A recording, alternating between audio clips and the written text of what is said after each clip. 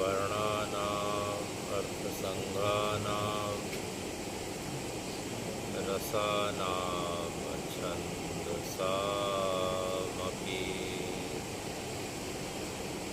मङ्गलानां च कर्तारौ वन्दे वाणी विनायकौ मूकं करोति वाचालं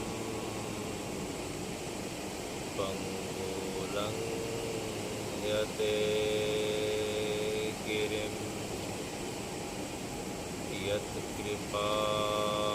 यत्कृपातमहं वन्दे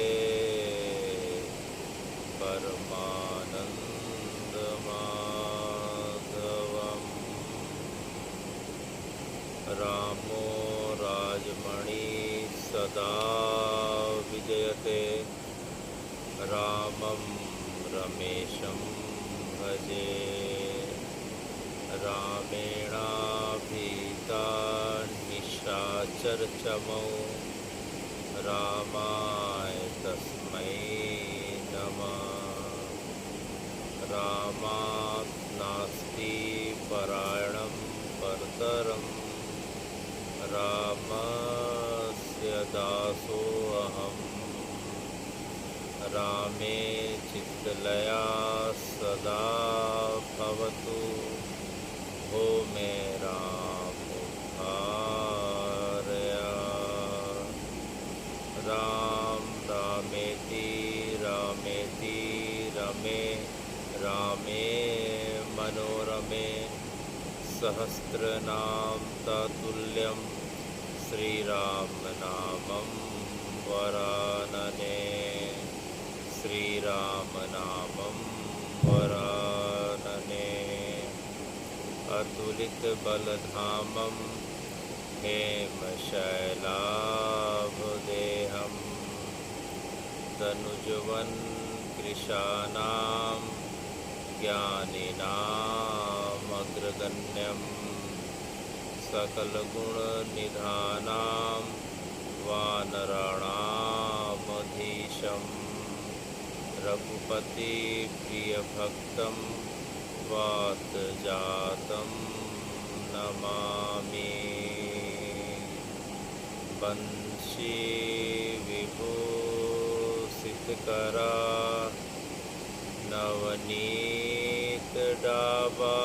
नवनीतडाबात् पीताम्बरारुणबिं फलाधरोष्ठात्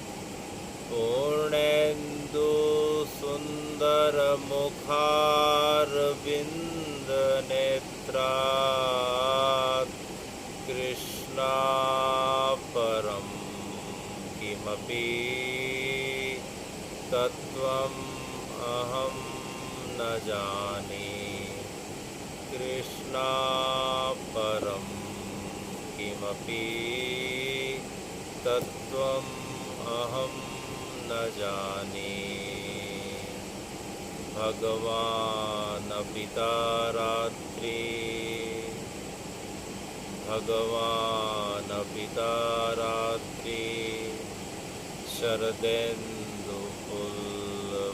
शरदेन्दुपुल्मल्लिका विक्षरन्तुं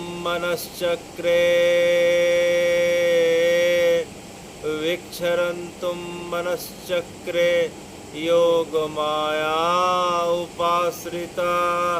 योगमाया उपाश्रिता भगवान् पिता रात्रि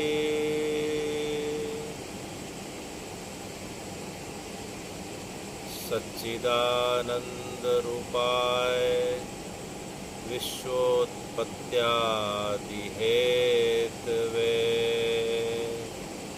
तापत्रविनाशाय श्रीकृष्णाय वयं नुमः श्रीकृष्णाय वयं नुमः यं प्रव्रजन्तमनुपेतमपेत कृत्यं द्वैपायनो विरह कातर आजुहावा पुत्रेदि तन्मतया तरवो अभिनेदसु तं सर्वहृदयं मुनिमानतो अस्मि तं सर्वहृदयं मुनिमानतो अस्मि।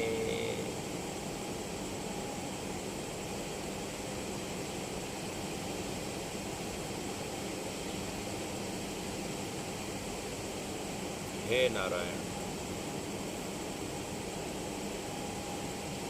धन्य है आपकी सनातन की परंपरा जो अनंत काल से आपकी कथा अमृत को अपने गुरु परंपरा के माध्यम से जो बैकुंठ से होते हुए ब्रह्मलोक और वहाँ से होते हुए सत्यलोक, फिर जनलोक, फिर महालोक, तपलोक, स्वर्गलोक, पितरलोक से होते होते हे नारायण, यह कथा रूपी अमृत जो है हिमालय के उत्तराखंड से उतर के यह देखते देखते शुकताल के माध्यम से जिसका प्रचार पूरे विश्व में होता गया और वह कथा अमृत जो है जिसका प्रवाह होते होते आज हम सबके बीच हम कथा रूपी अमृत के माध्यम से हम आपको अपने बीच पा रहे हैं। तो हे नारायण, धन्य है आपकी कथा और धन्य है आपकी गुरु परंपरा जो आपकी अनंत लीलाओं को अनंत कालों से इस गुरु परंपरा के माध्यम से हमारे बीच ज्यों का त्यों जिस प्रकार से आपने अनंत समय के पहले जिस समय आपकी लीला जैसी हुई थी आप उसी रूप में हे नारायण हमारे बीच जो है हम सब के बीच जो है इस कथा रूपी गंगा के माध्यम से उसका प्रकाश कर रहे हैं।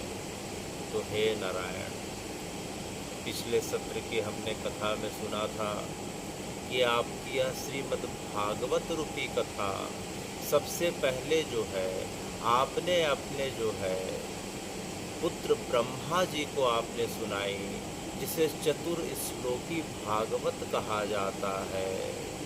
अहमेवा समेवाग्रे न सत्य असत्य परम पश्चाद अहम आयुषी तस्यो हि अस्मिता।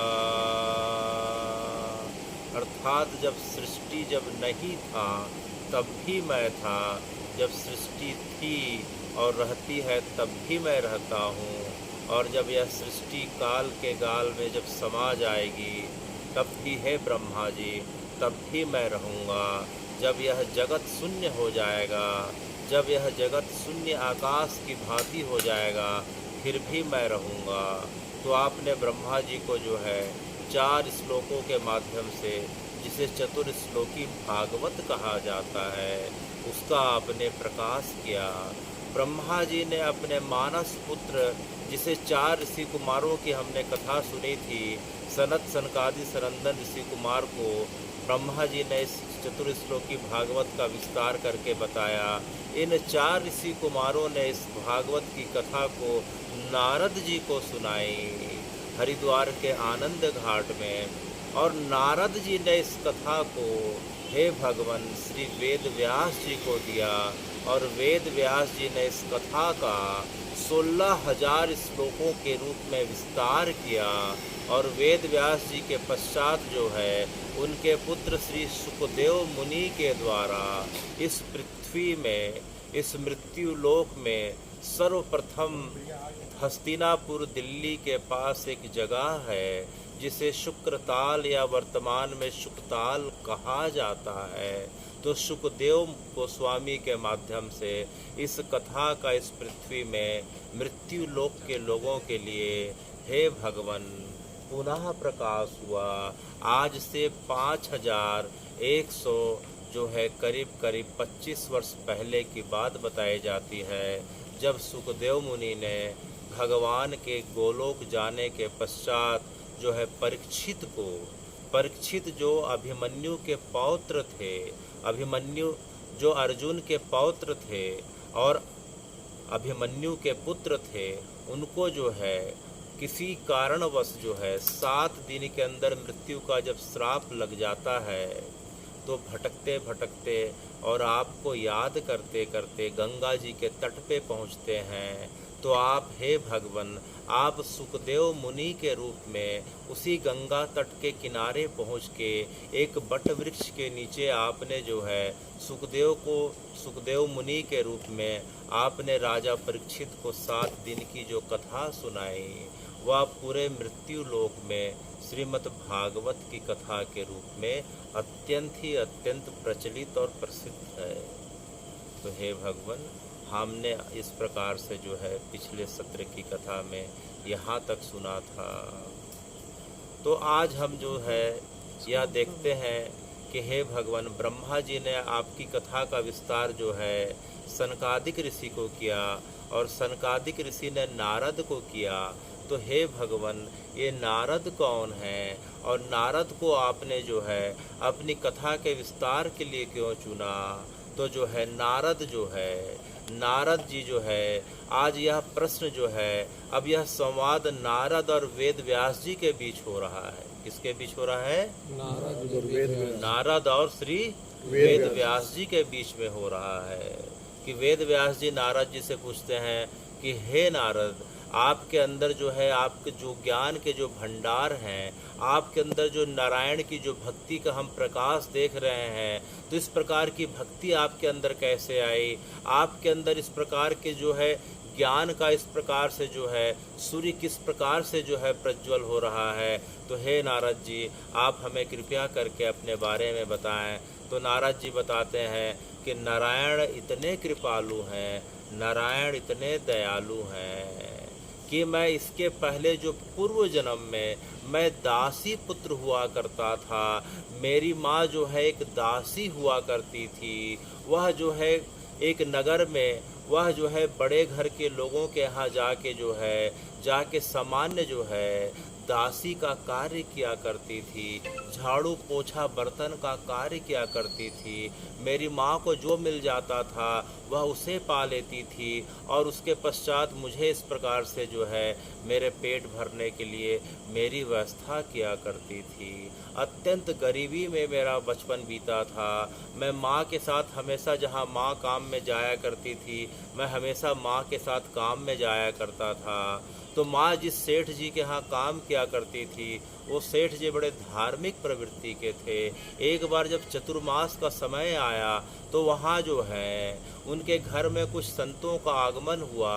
संतों की सेवा में जो है मेरी माँ को संतों की सेवा का प्रभाग दे दिया जाता है। तो संतों के लिए जो भोजन की व्यवस्था, उसके पश्चात जो है साफ़ सफाई की व्यवस्था और भोजन के पश्चात जितने भी होते हैं सबकी व्यवस्था जो है मेरे और मेरे माँ के द्वारा किया जाने लगा। तो संत लोग जब भोजन के पश्चात जब उठते थे तो उनका बचा हुआ जो प्रसाद दोने में रहता था उसे मेरी माँ पाया जाया करती थी और मेरी माँ के साथ मैं पाया जाया करता था। तो इस प्रकार जो है संतों के उच्छिष्ट को पा के कुछ दिनों के अंदर मेरा मन निर्मल होता गया।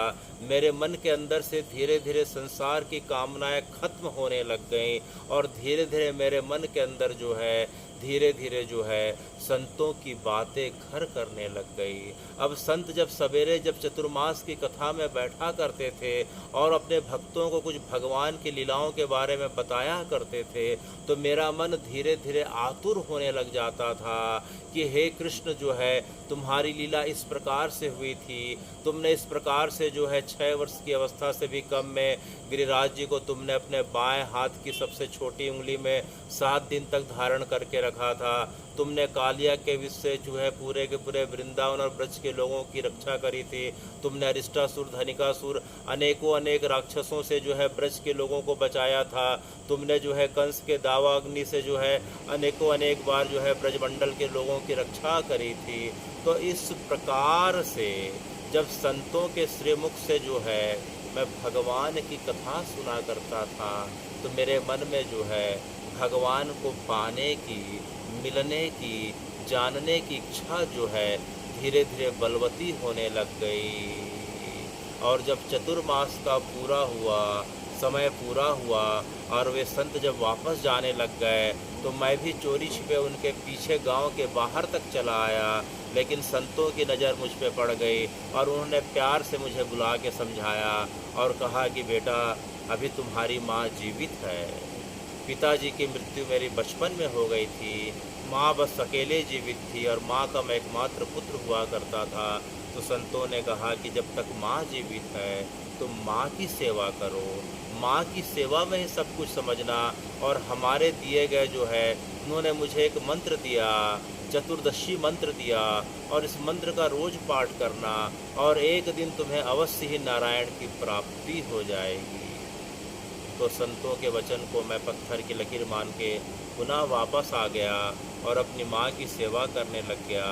एक दिन ऐसा हुआ कि मेरी माँ जो है खेत में रहती है और सर्पदंश के कारण मेरी माँ की मृत्यु हो जाती है। तो मेरी माँ की मृत्यु के पश्चात जो है मैं बड़ा दुखी भी हुआ और उससे मैं भगवान का अनुग्रह भी माना। तो वेद व्यास जी ने कहा कि हे नारद जी, माता पिता की मृत्यु से तो व्यक्ति को दुखी होना चाहिए, आपने अनुग्रह क्यों माना? तो नारद जी ने कहा कि हे वेद व्यास जी, जीवन और मृत्यु व्यक्ति के हाथ में नहीं है। व्यक्ति के हाथ में क्या क्या नहीं है? जीवन और मृत्यु नहीं है, यश और अपयश नहीं है, रोग और शोक नहीं है। और इस प्रकार से जो है कुछ चीज़ें जो है भगवान भी अपने हाथ में नहीं रखते हैं, न व्यक्ति के हाथ में है, न भगवान इसे अपने हाथ में रखते हैं। तो हे नारद जी, ये किसके हाथ में है?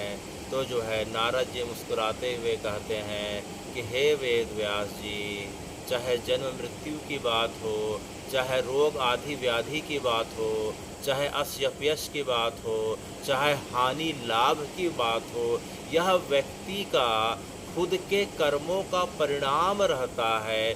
पिछले कई जन्मों के कर्मों के फलस्वरूप इस जन्म का प्रारब्ध तय होता है। इस जन्म में मिलने वाले चाहे हमारे सुख हो, चाहे दुख हो, चाहे व्यवसाय में लाभ हो, चाहे हानि हो, चाहे शरीर और मन का चाहे सुख हो, चाहे दुख हो, चाहे आदि हो, चाहे व्याधि हो, चाहे जन्म हो, चाहे मृत्यु हो, अर्थात जन्म किस घर में होगा, जन्म किस कुल में होगा, किस प्रकार की आर्थिक दशा होगी, जीवन में कितनी सफलता मिलेगी, शरीर हमारा कितना सुखी होगा, शरीर कब रोग का घर बन जाएगा, किस प्रकार से रोग हमारे शरीर को आके घेर लेंगे, शरीर कब स्वस्थ होगा, किस प्रकार से सुख और दुख का अनुभव होगा, यह पिछले कई जन्मों के कर्मों के जो है फलस्वरूप एक प्रारब्ध का निर्माण होता है। उस प्रारब्ध को व्यक्ति जो है इस जन्म में भोगता है। तो इसी कारण से इस प्रारब्ध के क्रम में नारायण भी विक्षेप पैदा नहीं करते, अर्थात नारायण भी इस क्रम को बदलते नहीं हैं। अर्थात जो है प्रत्येक व्यक्ति इन चारों चीज़ों का खुद उत्तरदायी होता है और उसे खुद ही भुगतना पड़ता है, भोगना पड़ता है। तो किसे किसे जो है हमें खुद इसको भोगना पड़ता है और भुगतना पड़ता है, जन्म और मृत्यु, सुख और हानि और सफलता। और इस प्रकार से हे भगवान, सुख और दुख का मतलब चाहे शरीर का सुख, चाहे मन का सुख, चाहे शरीर का दुख या मन का दुख। शरीर के सुख में जो है अनेक प्रकार से सुख हैं। शरीर के दुख में चाहे बीमारी के रूप में दुख आ गया या किसी की खबर सुन के मन दुख हो गया, तो इस प्रकार से दुख का और सुख का मतलब शरीर और मन दोनों आ जाता है। तो हे भगवान, हमारा जो जन्म है ये पिछले कई जन्मों के कर्मों के फलस्वरूप जो प्रारब्ध तय होता है उसी के हिसाब से यह जन्म की गति तय होती है और इसमें जो है खुद नारायण भी विक्षेप नहीं करते। तो जब मेरी माँ की मृत्यु हुई तो मुझे कुछ समय के लिए अत्यंत जो है बड़ा दुख हुआ, लेकिन मैं बाद में जो है संतों के वचनों को याद करता हुआ इसे मैंने अनुग्रह माना। अनुग्रह इसलिए माना वेद व्यास जी, क्योंकि जो है अब मैं पूरी तरीके से संसार से मुक्त हो गया था। अब मेरे पास जिम्मेदारी के नाम पे केवल एक ही जिम्मेदारी थी, मेरा एक ही कर्तव्य था कि मैं कैसे भी करके नारायण को पाऊं, कैसे भी करके नारायण का मैं दर्शन करूं। इसके अलावा मुझे कुछ जिम्मेदारी नहीं दिख रही थी। तो इस प्रकार से मैं जो है भटकता भटकता यहाँ से वहाँ घूमता घूमता भारतवर्ष के चारों तरफ, चारों दिशाओं से, चारों सब प्रकार के तीर्थों का भ्रमण करते हुए, साधुओं की सेवा करते हुए, तीर्थों का सेवन करते हुए, इस प्रकार से मैं भटकता भटकता घूमता घूमता जो है अनेक वर्ष तक घूमता रहा। और आखिरी में जाके मैं एक दिशा में जाके जब मुझे भगवान की प्राप्ति नहीं हुई तो एक पेड़ के नीचे जाके बैठ गया। और पेड़ के नीचे बैठ के जो है मैं श्री हरि का कृष्ण के रूप में ध्यान करने लगा। जैसे ही मैंने आंख बंद करके कृष्ण का ध्यान करना प्रारंभ किया, हे वेद व्यास जी, मेरे अंदर कृष्ण के हृदय के अंदर कृष्ण की एक अद्भुत छवि दिखाई देने लगी। और जैसे छवि दिखाई देने लगी, उस छवि से जैसे ही मैं बात करना चाहता था, जैसे उसे पकड़ना चाहता था, वह छवि तुरंत हृदय से अंतर ध्यान हो जाती है। इतने में मेरी आँख खुल जाती है। मुझे इस प्रकार से पूरा जगत सूना दिखाई देने लगा। जिसके लिए मैंने पूरे जगत को छोड़ा था, आज वह मुझे छोड़ के चला गया। हे कृष्ण तुम कहाँ चले गए, हे माधव, हे गोविंद तुम कहाँ चले गए। यह सोच सोच के जोर जोर से चिल्ला के मैं रोने लग गया। हे कृष्ण अब तो आ जाओ, अब तो आ जाओ। इतने में एक आकाशवाणी हुई कि हे नारद, तुम्हारे पूर्व जन्म के प्रारब्ध के कारण जो है इस जन्म की तुम्हारी जो है कामनाएं पूरी तरीके से शांत नहीं हुई है। जब तक कामनाओं का अंत नहीं होता और जब तक तुम्हारा मन निर्मल नहीं होता, तब तक तुम्हें मेरी प्राप्ति नहीं होगी। तो मैंने उस आकाशवाणी को मैंने जो है उसके प्रत्युत्तर में फिर से बोला कि अगर जो है आपकी बात सही है भगवान, तो आप मेरे हृदय के अंदर आके विराजे क्यों थे। और विराजे भी थे तो उसके पश्चात जो है मैं अगर इतना गलत हूँ, अगर मैं इतना पापी हूँ, तो आपकी आकाशवाणी मुझे क्यों सुनाई दे रही है। तो भगवान ने कहा कि दो बातों को सिद्ध करने के लिए, कि पहली बात कि ऋषियों ने संतों के वचनों को सिद्ध करने के लिए, किसके वचनों को, संतों के वचनों को सिद्ध करने के लिए, क्योंकि चतुर्मास में जब संत आए थे तो तुम्हारी सेवा को देखते हुए उन्होंने आशीर्वाद दिया था कि एक दिन तुम्हें नारायण के दर्शन होंगे, इसलिए तुम्हें जो है मेरे हृदय कमल में दर्शन हो गए। और दूसरी बात एक बार मैं दर्शन दे के मैं इसलिए चला जाता हूँ, अक्सर इसलिए चला जाता हूँ। एक बार भक्ति का, एक बार प्रेम का लौ इस प्रकार से प्रकट करके मैं पुनः वापस इसलिए जो है लुप्त हो जाता हूँ, ताकि भक्त के अंदर जो है और विरह की अग्नि जल जाए और विरह की ज्वाला धधकने लग जाए। और जो है भक्त का मन जो है संसार से हटते हटते या संसार में रह के अपने कर्तव्य का पालन करते करते सिर्फ और सिर्फ मेरी तरफ लगना प्रारंभ हो जाए। तो हे नारद, आने वाले समय में जब तुम्हारा शरीर जो है, जब ये शरीर का प्रारब्ध पूरा हो जाएगा और जब शरीर छूट जाएगा और जब नए शरीर को प्राप्त होगे, तो तुम मेरे मानस पुत्र बन के आओगे और तुम्हारे साथ मैं हमेशा हमेशा के लिए रहूँगा। तो तुम चिंता मत करो। तो नारद जो है भगवान के वचनों को सुन के बड़े दुखी भी होते हैं और आनंदित भी होते हैं।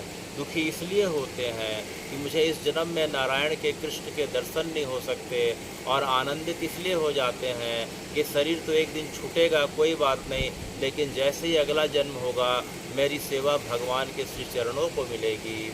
तो इस प्रकार से जो है नारद जो है धीरे धीरे अपना समय भगवान के भजन में व्यतीत करते जाते हैं। और कुछ समय के पश्चात जब नारद जी का समय जब पूरा होता है, और तो जो है अगला जन्म जो होता है वह ब्रह्मा जी के मानस पुत्र इस नारद के रूप में होता है।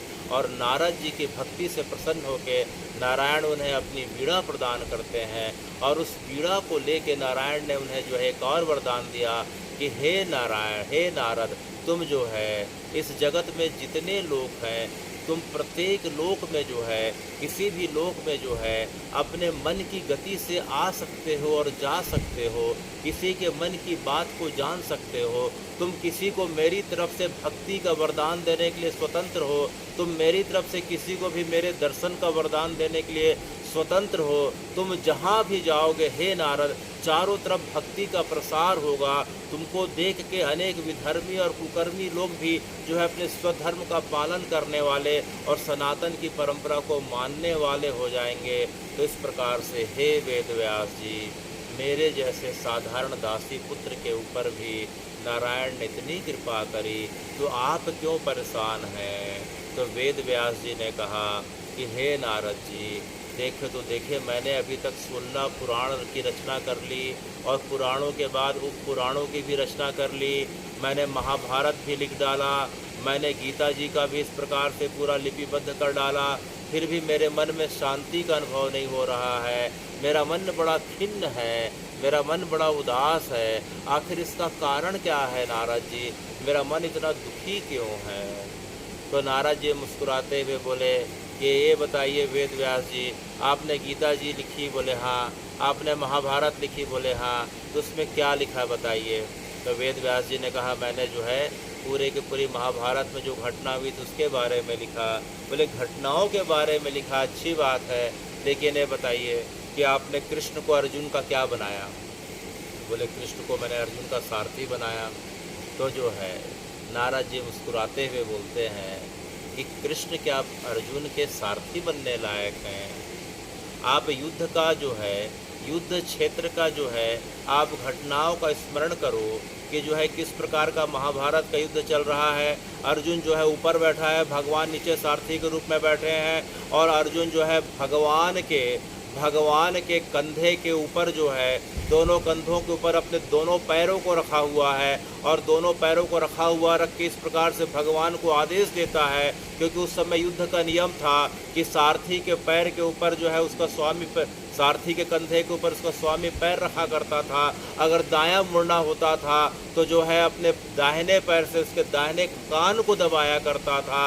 बायां रथ को ले जाना होता था तो बाएं पैर से बाएं कान को दबाया करता था।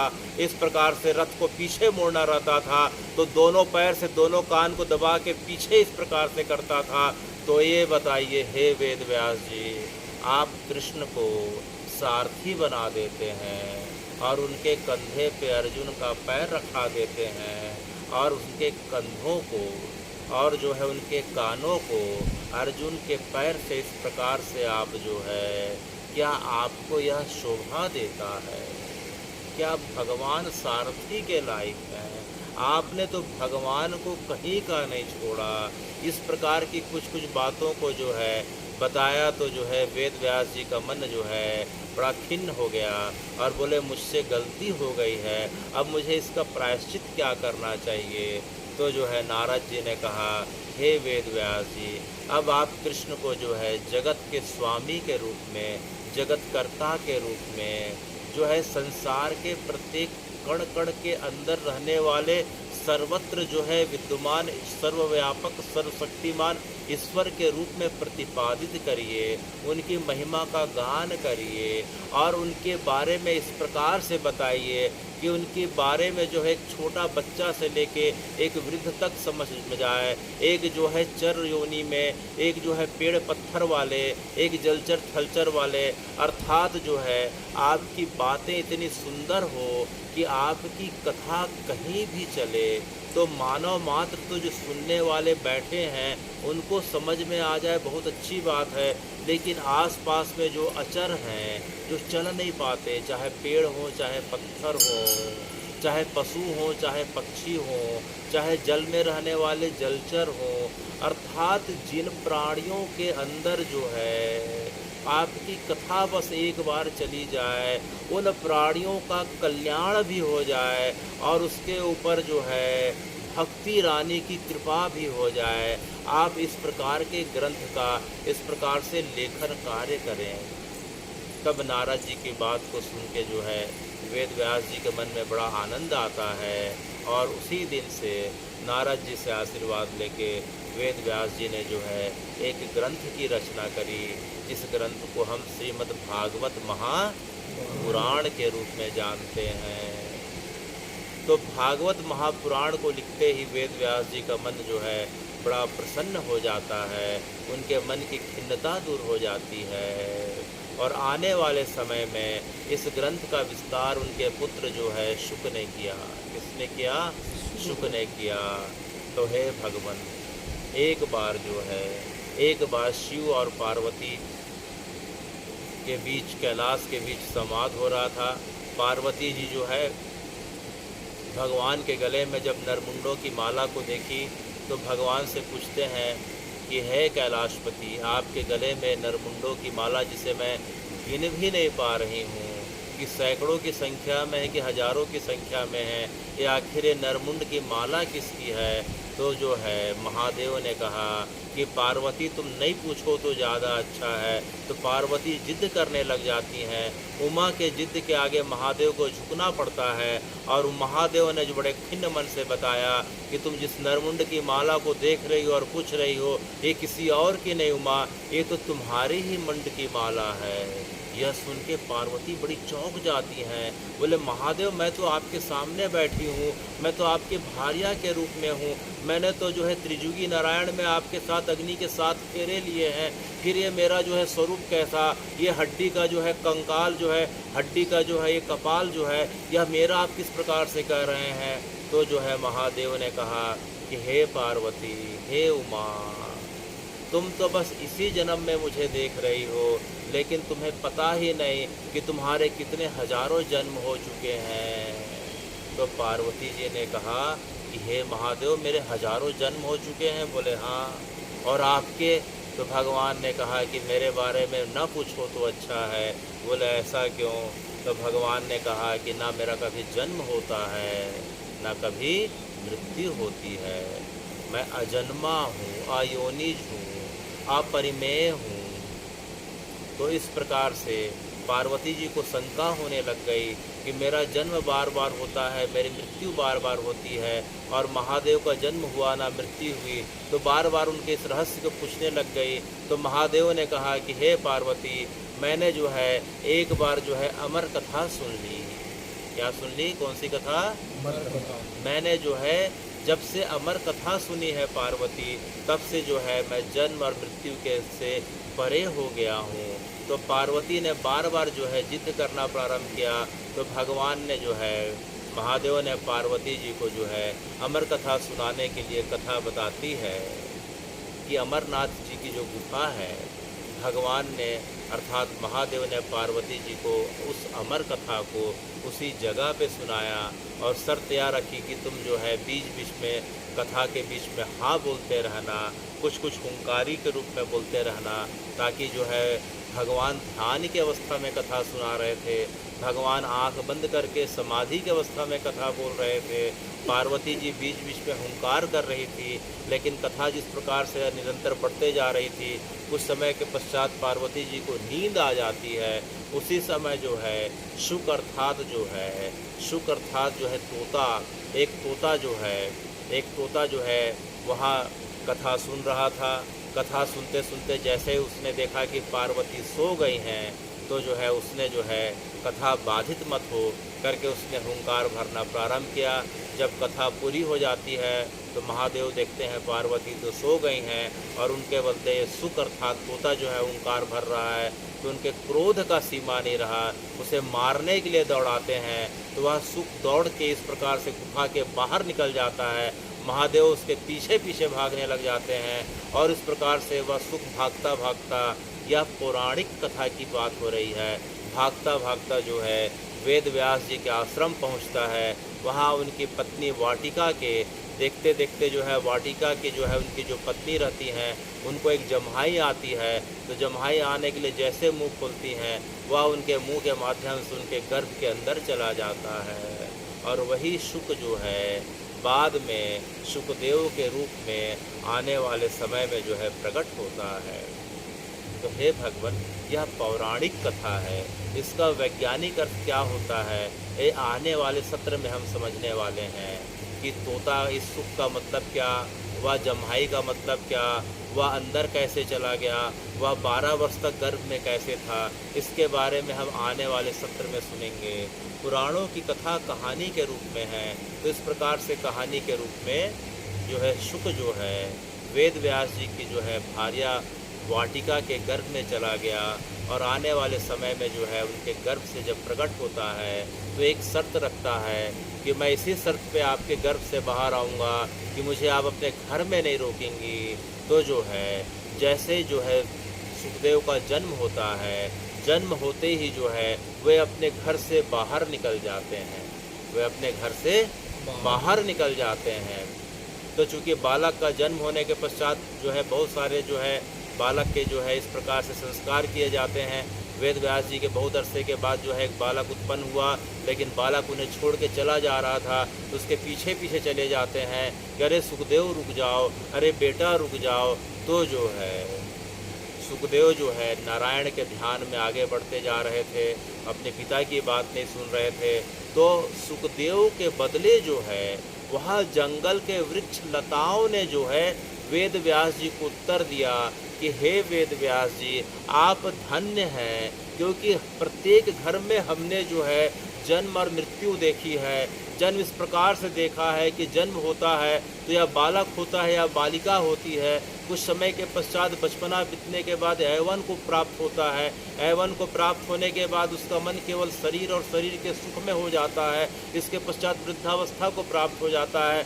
बालकपन खेल में चला गया, जो है युवावस्था शरीर के सुख में चला गया, वृद्धावस्था बीमारी में खांसते खांसते चला गया, और आखिरी में वो मृत्यु को प्राप्त हो जाता है। लेकिन जो है हे वेद व्यास जी, अनेक युगों के बाद हमने ऐसा बालक देखा है जो पैदा होते ही केवल नारायण को याद करते करते घर से बाहर चला गया। तो उसे मत रोकिए, उसके रास्ते की आप बाधा मत बनिए, वह आने वाले समय में जगत का कल्याण करेगा, आप वापस अपने आश्रम को लौट जाइए। तो वृक्षों ने उत्तर दिया। किसने उत्तर दिया? वृक्षों ने उत्तर दिया। तो उसी का जो है पद्म पुराण का यह श्लोक आता है, यम प्रव्रजंत मनुपेतमपेत कृत्यम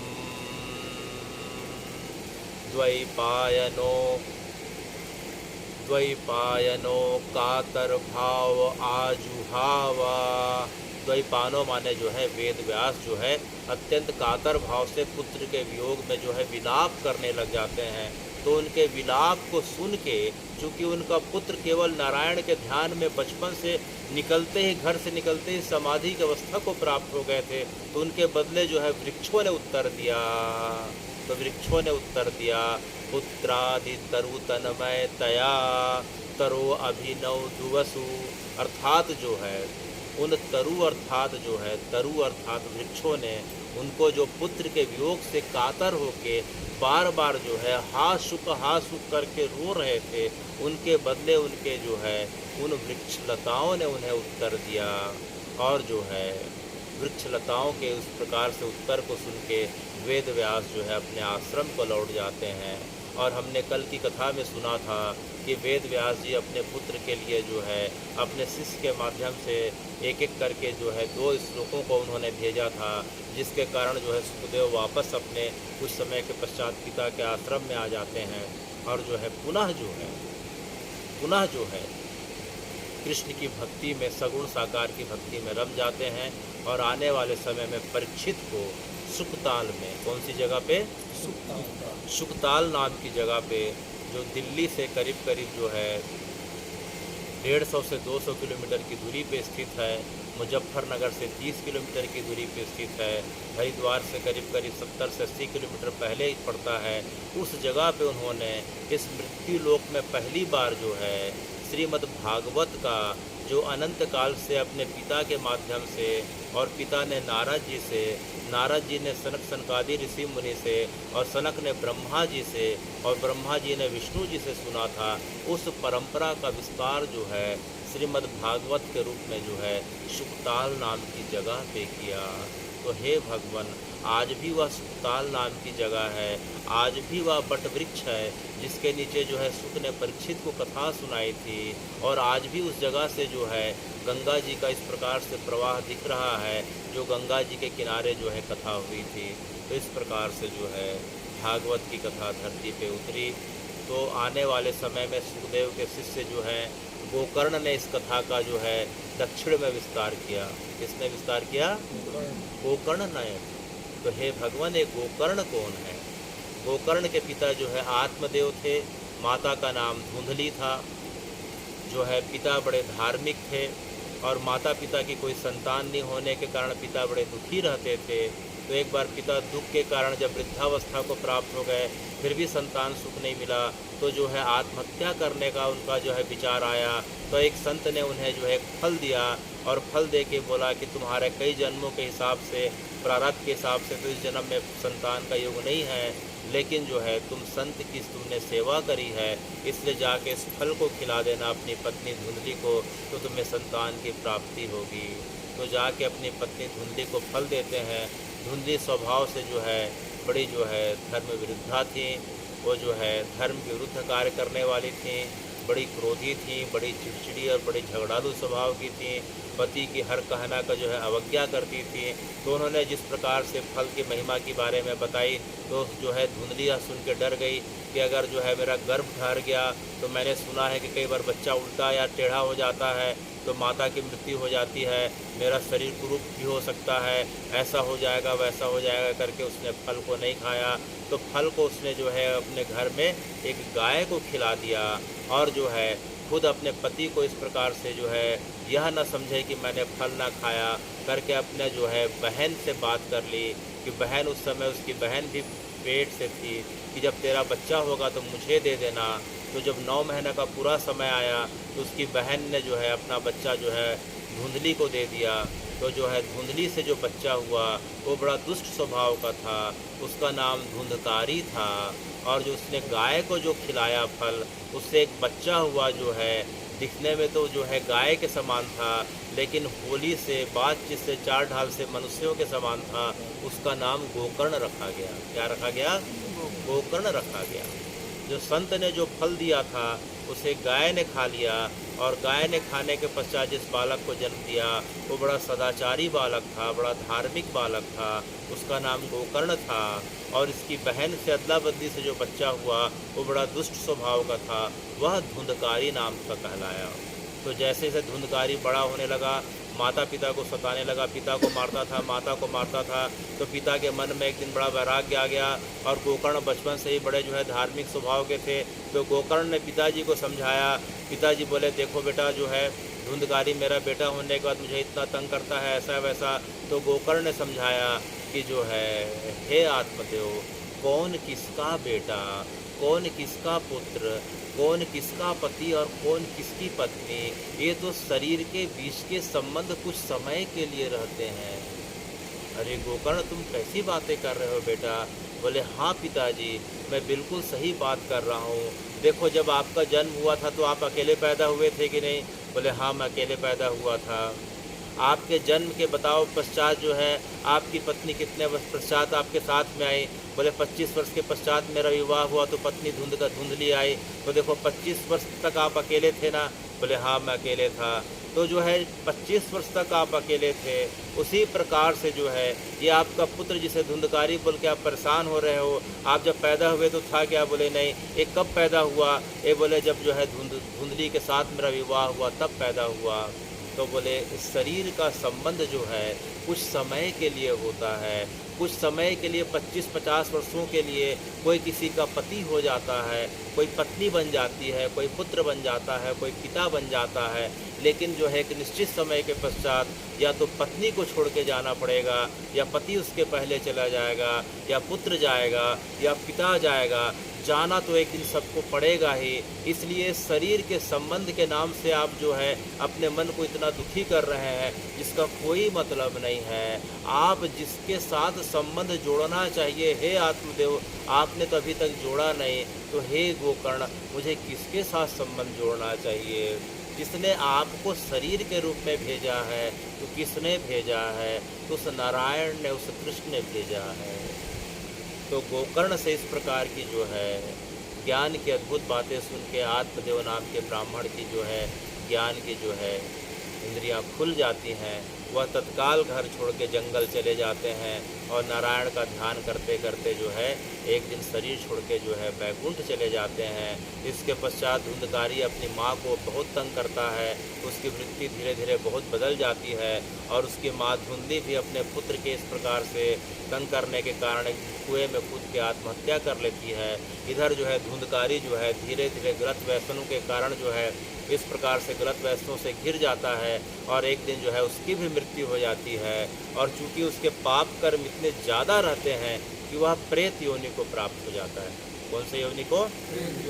और प्रेत योनि को पा के जो है उसी घर में उसी गांव में रहता है।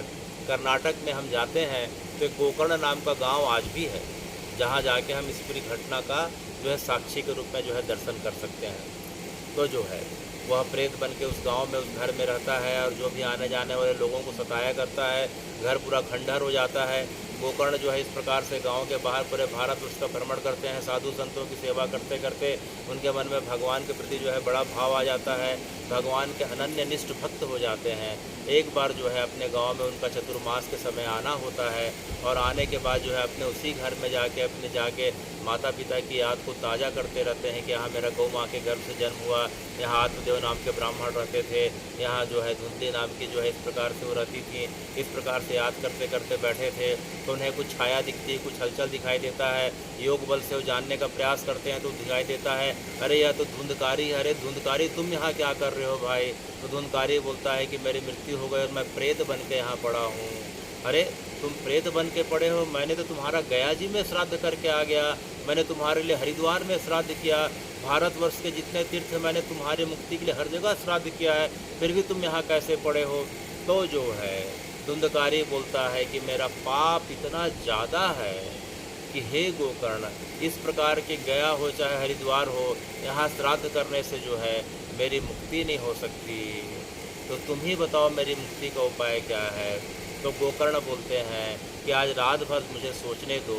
तो रात बीतती है, सवेरे जाके जो है सूर्य नारायण से जो है प्रार्थना करते हैं, सूर्य देव को अर्घ दे के जो है उनकी स्तुति करते हैं।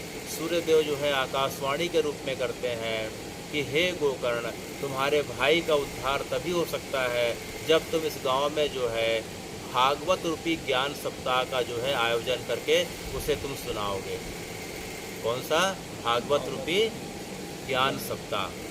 तो जो है गोकर्ण जो है दूसरे दिन जो है उसी घर में जो है भागवत जी का कथा प्रारंभ कर देते हैं। लगातार 7 दिन की कथा होती है और जो धुंधकारी बांस के पेड़ में जो है बांस में जो है बैठ के कथा सुनता है। प्रत्येक दिन की कथा होती है तो बांस की एक गांठ टूट जाती है और जैसे ही 7वें दिन की कथा पूरी होती है और जो है 7वीं गठान टूट जाती है और धुंधकारी देखते देखते प्रेत योनि से हट के एक बड़ा जो है देववर्ण शरीर धारण करके लोग देखते हैं कि जो है धुंधकारी के लिए स्वर्ग से एक विशेष विमान आता है और भगवान के दूत उसे बाजे गाजे और फूल की वर्षा करते हुए ले जाते हैं। तो इस प्रकार से जो है गोकर्ण ने भागवत की कथा सुनाई और जो है अपने भाई धुंधकारी को जो है प्रेत के योनि से मुक्ति दिलाई। तो उसे देख के गांव के सब लोग बोलते हैं कि कथा तो हमने भी सुनी गोकर्ण महाराज जी, लेकिन हमारे लिए जो है भगवान के दूत क्यों नहीं आए? तो जो है आकाशवाणी होती है कि कथा सबने सुनी, अच्छी बात है, लेकिन इन सब गाँवों के वालों के बीच जो है बस गोकर्ण के भाई धुंधकारी का भाव सबसे श्रेष्ठ था, क्योंकि कथा में जो है भाव प्रधान है। कथा में कृपा तभी होती है जब क्या होना चाहिए? भाव होना चाहिए। तो आकाशवाणी हुई कि जो है धुंधकारी का भाव भले प्रेत था, सबसे श्रेष्ठ था, इसलिए उसके ऊपर कृपा हुई है। तो पूरे गांव वाले उस आकाशवाणी को सुन के बड़े कातर भाव से रोने लग गए कि हे गोकर्ण महाराज, हमें भी दोबारा कथा सुनाइए, हम भी उस भाव से सुनेंगे। तो जो है गोकर्ण महाराज ने कहा कि भैया कथा सुनना हो तो भाव होना चाहिए और भाव आने के लिए जो है कुछ नियमों का पालन करना पड़ेगा। तो बोले कौन से नियमों का पालन करना पड़ेगा? तो इसे बोले जो है जब आने वाला सत्र आएगा तब बताया जाएगा, क्योंकि अभी से बताया जाए तो बचे खुचे लोग भी नहीं आएंगे। इसलिए जो है गोकर्ण महाराज उस सत्र में कथा नहीं सुनाते हैं।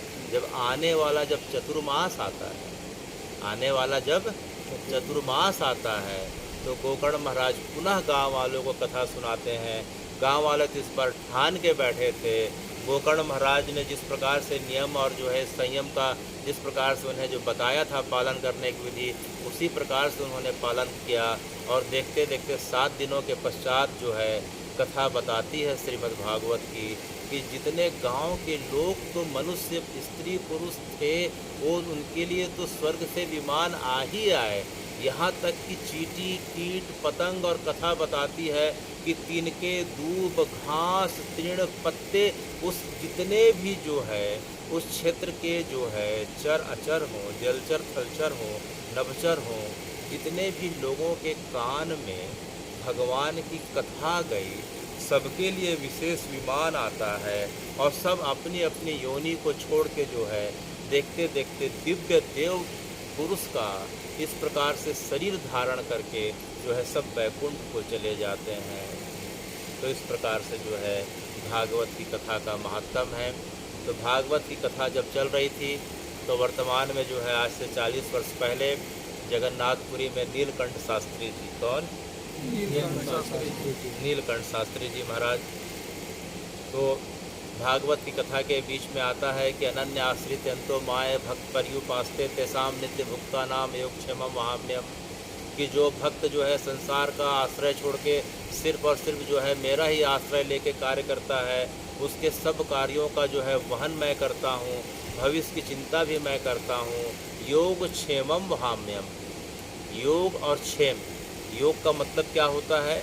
योग का मतलब यह होता है अप्राप्त वस्तु को प्राप्त करा देना। जो वस्तु प्राप्त नहीं है लेकिन उसकी हमें आवश्यकता है, तो भगवान इतने कृपालु हैं कि उसको जो है उस वस्तु का हमसे योग करा देते हैं। अप्राप्त वस्तु का आवश्यकता अनुसार योग करा देना, इसे योग कहा जाता है। और क्षेम का अर्थ होता है कि जो प्राप्त वस्तु है, जो उपलब्ध वस्तु है, उसकी रक्षा करना, उसकी रक्षा करना, तो इसे जो है योग क्षेम कहा जाता है। अनन्य आश्रित अंतो माय भक्त पर्युपास्ते तेसाम नित्य भुक्ता नाम योग क्षेमम वहाम्यम। गीता जी का जो है 6वां अध्याय का 34वां श्लोक है। तो इस प्रकार की जो है नीलकंठ शास्त्री जी जब जो है गीता जी के श्लोक का जब अनुवाद कर रहे थे तो उन्हें यह श्लोक जैसे ही जो है अनुवाद करे कि योग क्षेमम वहाम्यम, मैं जो अप्राप्त वस्तु को प्राप्त करा देता हूँ और प्राप्त वस्तु की रक्षा भी करता हूँ, तो यह सुन के जो है यह लिखते लिखते उनका मन खिन्न हो गया और उनकी लेखनी रुक गई, उनकी लेखनी रुक जाती है। उन्हें लगता है कि मैं इतना गरीब हूँ कि मुझे जो है 2 टाइम के खाने के इस प्रकार के बारे में सोचना पड़ता है कि सवेरे जो मिल गया तो शाम को मिलेगा कि नहीं मिलेगा, रहने का कोई ठिकाना नहीं, खाने का कोई ठिकाना नहीं। और यहाँ जो भगवान जो है यहाँ बोल रहे हैं और मुझसे लिखा भी रहे हैं कि योग क्षेमम वहाम्यम, तो उन्हें बात बड़ी अटपटी लगी। उन्हें लगा कि भगवान हो सकता है अर्जुन को जो है जल्दी जल्दी में कुछ बोल दिए हों या अर्जुन को कुछ बहलाने के लिए बोल दिए हों। योग क्षेमम वहाम्यम तो हो नहीं सकता, अगर रहता तो मैं इतना गरीब क्यों हूँ कि 2 टाइम के खाने के भी लाले पड़ जाते हैं। वो इतने गरीब हुआ करते थे कि सवेरे की घटना याद आ गई कि सवेरे जो है उनकी पत्नी ने कहा कि भाई सवेरे का तो जो है आपने गंगा जल पी के जो है इस प्रकार से जो है सवेरे बोल दिया कि मेरा पेट भर गया, लेकिन ये बताओ दोपहर का समय आ रहा है, खाने का समय आ रहा है, बच्चे भी भूखे हैं, अब कैसे करें। तो कभी वो जो है भगवान के वचनों को पत्थर की लकीर मान के कभी किसी के पास मांगने नहीं जाया करते थे। तो उन्होंने देखा कि दोपहर आ रहा है, कुछ व्यवस्था नहीं है, तो उन्होंने क्या कहा कि सामने में देखो इमली का पेड़ है क्या? बोले हाँ इमली का पेड़ है। तो इमली का पेड़ के जो है पत्ते तोड़ लो और उसकी चटनी बना लो और पानी में डाल के जो है थोड़ा सा नमक डाल के सब लोग पा लेना और मुझे भी दे देना। तो इस प्रकार से उनकी गरीबी हुआ करती थी कि जो है जब तक नीम के पेड़ हैं तो नीम के पत्ते की चटनी, जब तक इमली के पेड़ हैं तो इमली के पेड़ के अगर फल गिर गया तो फल पा लिए, कभी कोई 1-8 टाइम का दे दिया तो खा लिए, नहीं तो कई दिन तक ऐसी। तो कहने का मतलब कि वो अपनी अवस्था का चिंतन करते करते उनके मन में इतना खिन्नता आ गई कि योग क्षेमम महाम्यम को उन्होंने एक जो है कलम से जो है से काट दिया। क्या किया? काट दिया। और काटने के पश्चात जो है सामने में जो है समुद्र है, समुद्र में स्नान के लिए चले जाते हैं। और जैसे ही स्नान के लिए जाते हैं, इधर जो है एक बालक जो है उनके घर पहुंच जाता है और उनकी पत्नी को बोलता है कि अम्मा अम्मा ऐसा करके दरवाज़ा खोलो। तो जैसे उनकी पत्नी दरवाज़ा खोलती है तो देखता है कि बालक देखती हैं कि बालक के सिर में इतनी बड़ी टोकनी, और टोकनी में बोले जो है पूरे कई महीने का राशन भरा हुआ, जो राशन घर का सामान होना चाहिए पूरा का पूरा भरा था। तो जो है बालक बोलता है कि मैया मुझे देखते रहोगे कि मेरी टोकनी से उठा के मेरा सिर का वजन हल्का करोगी। तो देखते देखते उन्होंने टोकनी उतारी, जब सामान को गिनना चालू किया तो बोले अरे बाप रे, इतना सामान कि कई महीने का राशन हो जाए। तो जो है बालक को बैठाई और बालक को बैठा के पानी पिलाई, और पानी पिला के पूछी बेटा तुम कौन हो, तुमको किसने भेजा? बोले मुझे तो आपके पंडित जी ने भेजा, वो नहाने जा रहे थे तो उनको किसी सेठ जी ने राशन दिया। तो बोले बेटा जाके घर छोड़ के आ जाओ। तो उन्हें बड़ा आश्चर्य हुआ। बोले अच्छा। फिर अचानक देखती हैं कि बालक के जो है दाहिने गाल में एक कटा हुआ निशान था, जैसे कोई रेजर इस प्रकार से चला दिया हो। तो बोले बेटा तुम्हारे इस प्रकार से गाल में जो है कटा हुआ निशान काहे का है? तो बालक जो है बोलता है कि आप बताइएगा मत, लेकिन आप पूछ रही हैं तो मैं बता दूं कि जो है पंडित जी ने जो है मुझे जो है इस प्रकार से जो है चोट पहुंचाई है। बोले कौन पंडित जी? बोले आपके पंडित जी ने। नीलकंठ जी ने? बोले हाँ नीलकंठ जी ने। अरे बाप रे, यह सुन के तो जो है उनका जो है गुस्से के मारे जो है बड़ा हो गया। तो बालक इतने में चला जाता है। थोड़ी देर में नीलकंठ शास्त्री जी आते हैं। तो आते ही पूछती हैं कि आपने बालक को आखिर मारा तो अब मारा क्यों, बालक की क्या गलती थी? तो नीलकंठ जी बोलते हैं कि जो है मैंने कौन सा बालक को मारा, मेरे पास तो कोई बालक नहीं आया। तो जो है फिर माता जी ने पूरी कहानी बताई। तो यह सुनते ही जो है नीलकंठ जी समझ गए, नीलकंठ जी को समझ में आ गया कि यह बालक कोई और दूसरा नहीं। वो रोते रोते बोले वह बालक और दूसरा कोई नहीं, वो तो साक्षात श्री कृष्ण थे। और साक्षात श्री कृष्ण ने जो है जैसे ही मैंने यह लाइन को जो है इस पंक्ति को अपने कलम से काटा, तो जो है उनके कलम में उस कलम से काटा मारे उनके जो गाल में जो निशान तुमने देखा, वो जो लहू का निशान, जो कटा हुआ निशान, वह कलम का निशान जो था, मैंने योग क्षेमम महाम्यम को काटा और इधर उनके गाल में निशान पड़ गए। तो साधारण बालक नहीं, वह कृष्ण था, वह किधर गया बताओ? तो बोले इधर से बाहर निकला। पति पत्नी ढूंढते ढूंढते बाहर निकल गए, पूरे के पूरे समुद्र क्षेत्र में पूरी क्षेत्र में छान मारा, फिर भी बालक दिखाई नहीं दिया। आखिरी में दौड़ते दौड़ते रोते रोते जो है मंदिर के अंदर प्रवेश कर जाते हैं, जगन्नाथपुरी के मंदिर के अंदर प्रवेश कर जाते हैं। तो अचानक उन्हें वह बालक दिखाई देता है। वह बालक वही बालक है जो है माता जी बोली यही बालक आया था। उस बालक के पीछे दौड़ते जाते हैं और बालक आगे जाता है, और देखते देखते वह बालक जो है जगन्नाथ जी के श्री विग्रह में समा जाता है। और जो है वहाँ जाते ही श्री विग्रह में समा जाता है। और वहाँ उस समय जो है पंडित जी के कानों में बार बार यह गर्भगृह से आवाज़ आने लगती है कि अनन्य आश्रित अंतो माए भक्त पर्युपास्ते तेषाम नित्य भुक्तानाम योगक्षेमं वहाम्यहम्।